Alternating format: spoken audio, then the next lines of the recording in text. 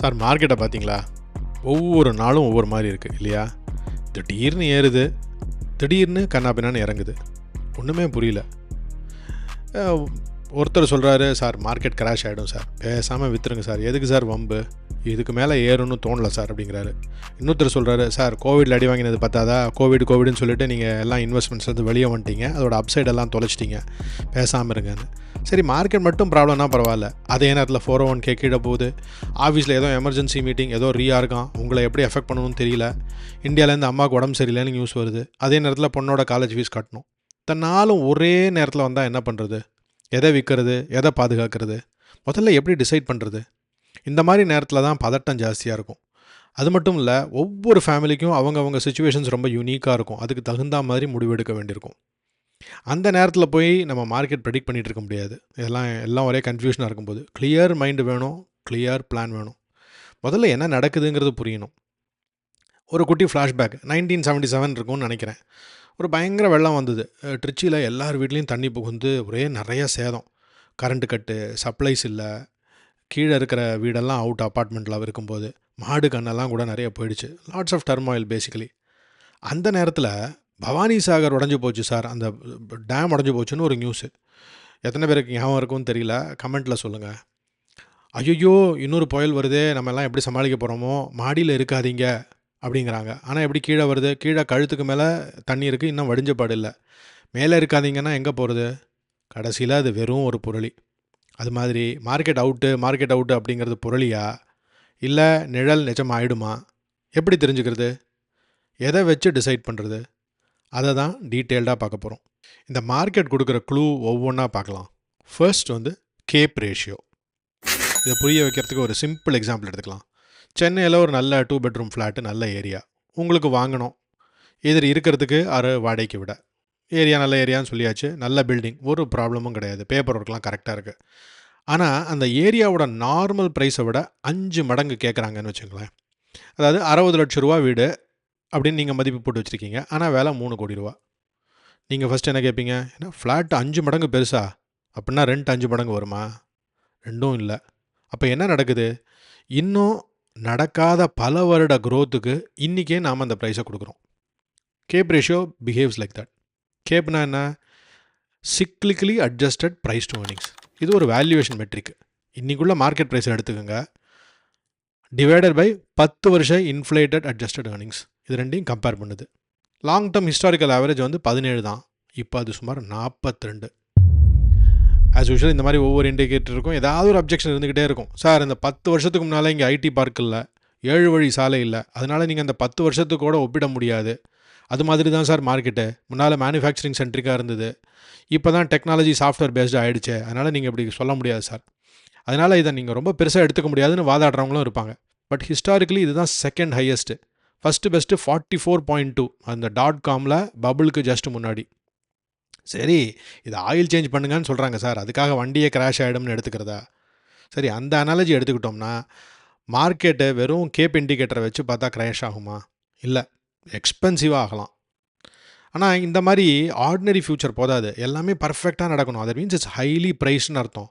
பர்ஃபெக்ஷனுக்கு நீங்கள் ப்ரைஸ் கொடுத்தா very good result கூட டிசப்பாயின்மெண்ட் ஆகிடும். உதாரணத்துக்கு நீங்கள் 3 கோடி ரூபாய் கொடுத்து அந்த வீடை வாங்கினீங்கன்னு வச்சுங்க, நாளைக்கு அது வெறும் 2 கோடி ரூபா தான் ஆச்சுன்னா கிட்டத்தட்ட 1 கோடி ரூபா நஷ்டம்.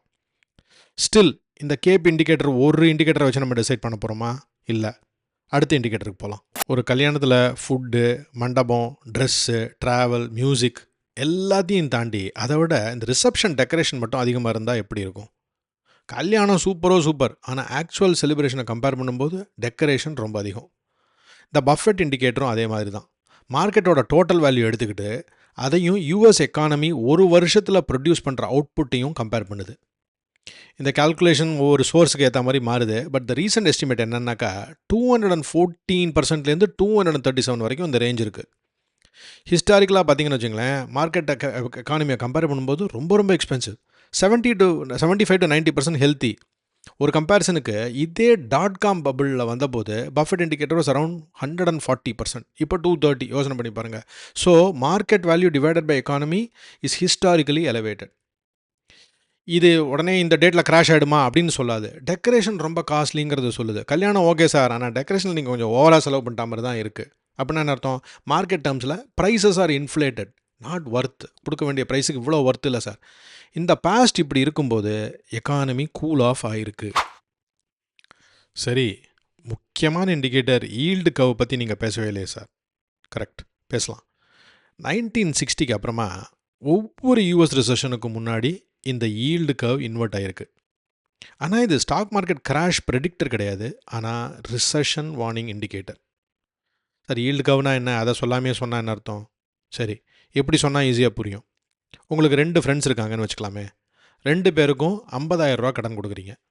ஒருத்தர் 3 மாதத்துக்கு கேட்குறாரு, வட்டி கொடுத்துட்றேங்கிறாரு. இன்னொருத்தர் 10 வருஷத்துக்கு கேட்குறாரு. எதில் ரிஸ்க் அதிகம்? நேச்சுரலி 10 வருஷத்தில் தான். ஏன்னா அந்த 10 வருஷத்தில் என்னெல்லாம் நடக்கும்னே நமக்கு தெரியாது இல்லையா? ஸோ லாங்கர் பீரியடுக்கு ஹையர் இன்ட்ரெஸ்ட் எதிர்பார்ப்பீங்க. இது நமக்கு எல்லாருக்குமே தெரியும். அதே மாதிரி 10 இயர் ட்ரெஷரி ஈல்டு 3 மந்த் ஈல்டை விட அதிகமாக இருந்தால் அந்த கர்வ் நார்மலாக இருக்கும்.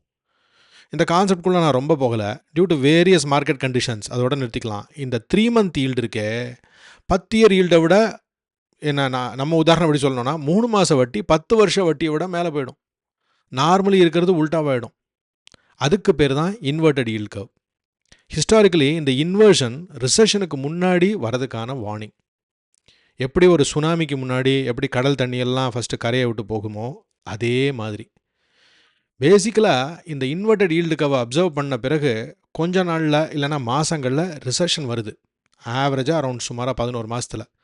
உடனே ஸ்டாப் வாட்ச் மாதிரி எக்ஸாக்டாக 11 மாதத்தில் ரிசெஷன் வந்துருமா சார்னா அப்படி அர்த்தம் கிடையாது. இது எக்ஸாக்ட் சயின்ஸ் கிடையாது, அதை முதல்ல புரிஞ்சுக்கணும். இது வந்து they don't conform to laws of physics. இந்த முறை இன்வெர்டட் கர்வ் வந்து 2022 இன்வெர்ட் ஆக ஆரம்பிச்சது. 23-24 முழுக்க ரொம்ப லாங் டைமாக இன்வெர்ட்டடாக இருந்தது. அதுக்கப்புறம் இட் பிகேம் பாசிட்டிவ் அகெயின். அப்புறம் என்ன சார், அப்போ தான் டேஞ்சர் முடிஞ்சிச்சுன்னு தானே அர்த்தம்? ஆனால் அது அவ்வளோ சிம்பிள் இல்லை. சில ரிசெஷன்ஸு கர்வு இன்வெர்ட் ஆகி நார்மல் ஆனதுக்கு பின்னால் தான் வந்திருக்கு. அதனால் நார்மலைசேஷன் சொல்கிறது வந்து ஆட்டோமேட்டிக் ஆல் கிளியர் சிக்னல் கிடையாது. சரி, அஃபிஷியல் நியூயார்க் ஃபெடரல் மாடல் என்ன சொல்லுது? இந்த ஜூன் 2026 டேட்டா படி பார்த்தீங்கன்னா அடுத்த 12 மாதங்களில் ரிசெஷன் வருவதற்கான ப்ராபபிலிட்டி 16%ன்னு போடுறாங்க. மார்ச்சில் 20% இருந்தது, இப்போ 16%ஆக கொஞ்சம் குறைச்சிருக்காங்க. 0 இல்லை. அதே நேரத்தில் எக்கானமி கண்டிப்பாக ரிசெஷனுக்கு போகுதுங்கிற சொல்கிற எக்ஸ்ட்ரீம் வார்னிங்கும் இன்னும் வரல. ஸோ இப்போ ஈல்டு கர்வ் நமக்கு சொல்கிற மெசேஜ் என்ன? கிராஷ் நாளைக்கு வருது எல்லாத்தையும் விற்றுருங்கன்னு சொல்லலை, ரிஸ்க் முழுசாக போயிடுச்சு கவலையே வேண்டான்னு சொல்லலை. அது சொல்கிறது பதட்டப்படாதீங்க, ஆனால் எதுக்கும் தயாராருங்க. புலி பாயை தான் பதுங்குதா? இது வரைக்கும் ஈல்டு கர்வ் கரெக்டாக ரிசெஷனை ப்ரெடிக்ட் பண்ணியிருக்கு. இந்த தடவை பண்ணுமா? Will go to the next observation. இப்போ நீங்கள் சொல்லலாம், சார் நான் இண்டிவிஜுவல் டெக்னாலஜி ஸ்டாக்ஸ்லாம் வாங்கவே மாட்டேன் சார், எப்போவுமே S&P 500 இண்டெக்ஸ் ஃபண்டு தான். S&P 500 நமக்கு நல்லா தெரியும், அதில் ஒரு 500 கம்பெனி இருக்குது, அதனாலேயே நான் டைவர்சிஃபைட் அப்படின்னு நினைக்கலாம். டைவர்சிஃபைடு தான். ஆனால் ஒரு இம்பார்ட்டன்ட் டீட்டெயில் இருக்குது. S&P 500ல் டாப் 10 கம்பெனிஸ் மட்டுமே கிட்டத்தட்ட 40% வெயிட்டேஜ் இருக்குது. 500 பேர் இருக்கிற மீட்டிங்கில் 10 பேர்கிட்ட மட்டும் மைக்ரோஃபோன் ரொம்ப லவுடாக இருக்கிற மாதிரி. எல்லோரும் ரூமில் இருப்பாங்க, ஆனால் கான்வர்சேஷனை ட்ரைவ் பண்ணுறது அந்த சில பேர் தான். மரியாதைக்குரிய சபாநாயகர், எதிர்க்கட்சி தலைவர் உதயநிதி ஸ்டாலின், மாண்புமிகு CM விஜய் அவர்கள், இவங்ககிட்ட மட்டும்தான் மைக்ரோஃபோன். ஸோ இவங்க பேசுகிறது தான் எடுபடும் இல்லையா? மற்றவங்க பெஞ்சில் தட்டுற சத்தம் மட்டும்தான் நமக்கு கேட்கும். சட்டசபை எக்ஸாம்பிளில் 3 பேர், மார்க்கெட்டில் அந்த எக்ஸாம்பிள் மேக்னிஃபிசன்ட் 7, மேக் 7. கடந்த 3 வருஷமாக இந்த S&P 500 ரிட்டர்னில் சுமார் 55% இந்த 7 கம்பெனிஸ்லேருந்தே வந்திருக்கு. இது நல்லதா கெட்டதா? தானாகவே ரெண்டுமே இல்லை.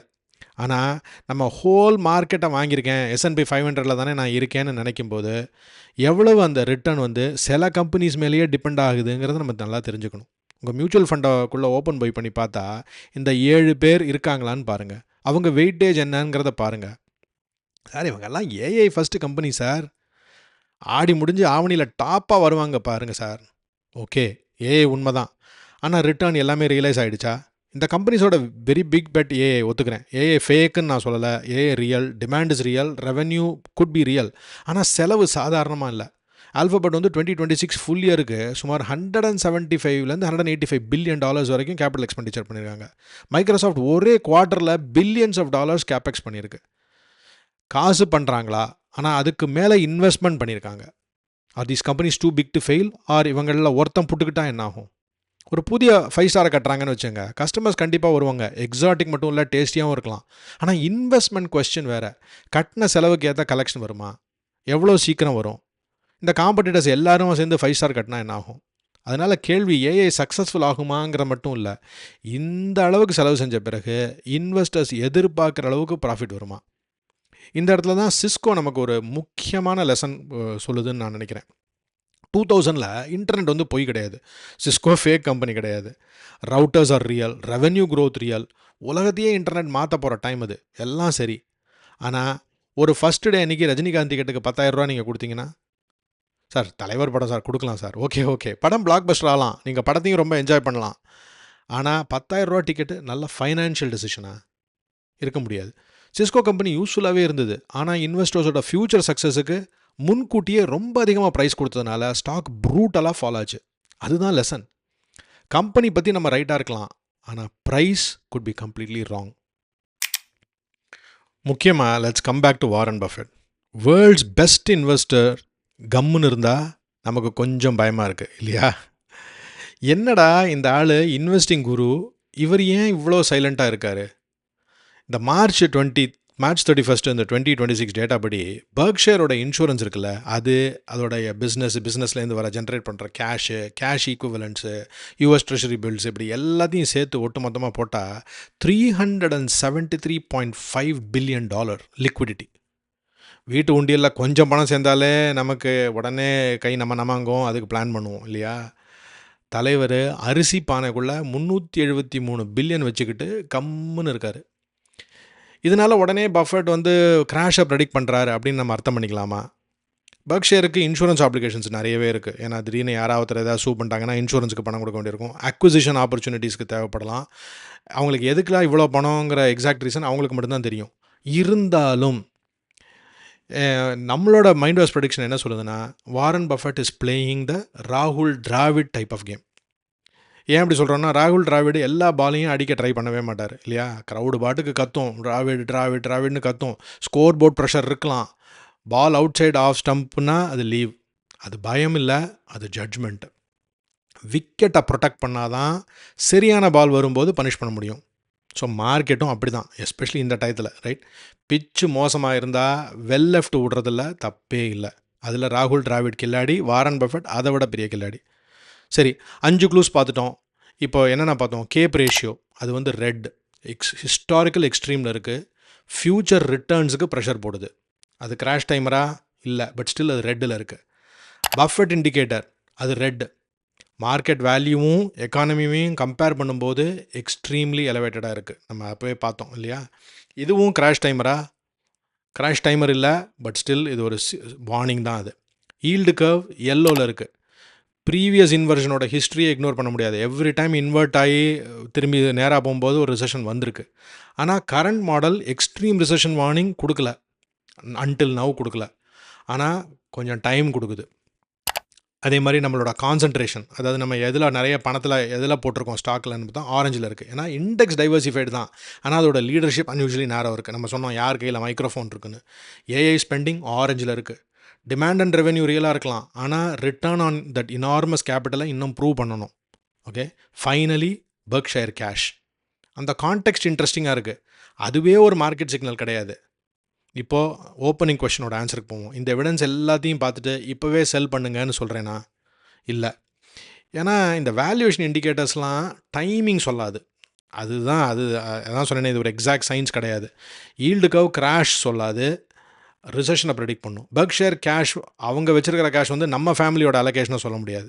அதனால் இந்த எவிடன்ஸ் கவலையே வேண்டாம், ஆட்டோ பைலட்டில் போங்கன்னு சொல்லுதா? டெஃபினட்டாக இல்லை.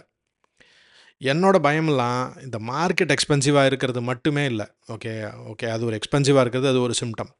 இந்த high valuation, narrow concentration, enormous AI spending, geo political and policy uncertainty எல்லாம் ஒரே நேரத்தில் நடக்கும்போது டிசப்பாயின்மெண்ட்டுக்கு ரூமே இல்லை. ஓகே, ரூம் ஃபார் எரர் ரொம்ப ரொம்ப கம்மி. அதுலேயும் நீங்கள் பார்த்தீங்கன்னா இந்த என்ஆர்ஐ ஃபேமிலிக்கு ரிஸ்க்கே கொஞ்சம் அலாதியாக இருக்கும். ஏன்னா அந்த ஹஸ்பண்டுக்கும் டெக்னாலஜியில் வேலையாக இருக்கும், ஒய்ஃபும் கிட்டத்தட்ட அதே இண்டஸ்ட்ரியில் தான் இருப்பாங்க பெரும்பாலும். ஓகே, 401k எல்லாம் மோஸ்ட்லி இந்த டெக் கம்பெனிஸில் தான் போட்டிருப்பாங்க. ப்ரோக்கரேஜ் அக்கௌண்ட்டில் நமக்கு தெரிஞ்ச அதே கம்பெனிஸ் தான் போட்டிருப்பாங்க. நம்ம சொன்னமே இந்த மேக்ஸ் 7க்குள்ளே தான் இருக்கும் மோஸ்ட்லி. டிஃப்ரெண்ட் அக்கௌண்ட்ஸாக இருக்கும், ஆனால் சேம் எக்கனாமிக் இன்ஜினாக இருக்கும். ஸோ மியூச்சுவல் ஃபண்ட்ஸ் செக் பண்ணணும். ஒரே வாரத்தில் மார்க்கெட் கீழே, ஆஃபீஸில் லே ஆஃப் டிஸ்கஷன், இந்தியாவிலேருந்து பேரண்ட்ஸோட ஹெல்த் ஸ்கேர் கால், காலேஜ் ஃபீ டெட்லைன் எல்லாம் சேர்ந்து வந்தால் அதுதான் பயமே. when it all comes together. Market ப்ராப்ளமும் ரியல் லைஃப் ப்ராப்ளமும் ஒன்றா வரும்போது. ஸோ இப்போ நம்ம என்ன பண்ண கூடாது? இந்த எபிசோடோட கன்க்ளூஷன் சிம்பிள். பேனிக் செய்கிற அளவுக்கு எவிடன்ஸ் இல்லை, ஆனால் ப்ரிப்பேர் செய்கிற அளவுக்கு plenty ஆஃப் எவிடன்ஸ் இருக்குது. அதை ப்ளீஸ் நோட் பண்ணிக்கோங்க. ஆனால் எல்லாரோட ப்ரிப்பரேஷனும் ஒன்றா இருக்கணுமா? இல்லை. மார்க்கெட் நாளைக்கே ஒரு 25% கீழே வந்துருச்சுன்னு வச்சுங்களேன். 39 வயசு ஒருத்தர் கான்ட்ரிபியூஷனை நிறுத்த போகிறாரா? 4 வருஷத்தில் இன்னும் ரிட்டையர் ஆக போகிறோம்னு நினைக்கிற ஒரு கப்புள் ரிட்டையர்மெண்ட்டை டிலே பண்ண போகிறாங்களா? இல்லை ஆல்ரெடி ரிட்டையர் ஆன ஒருத்தர் இந்த மந்த்லி எக்ஸ்பென்ஸுக்காக ஸ்டாக்கெல்லாம் செல் பண்ண வேண்டியிருக்குமா? ஒரே ஒரு மார்க்கெட் ஃபால் தான். The event maybe one market fall after some time. ஆனால் 3 different decisions leading to different varied outcomes இல்லையா? அந்த 3 டிஃப்ரெண்ட் கண்டிஷன்ஸுக்கு நம்ம ஃபேமிலிஸு என்ன மாதிரி பிளான் பண்ணணும், அதை அடுத்த எபிசோடில் பார்ப்போம். இந்த meantime, do not panic, be doubly prepared. அந்த ப்ரிப்பரேஷன் நெக்ஸ்ட் எபிசோடில்.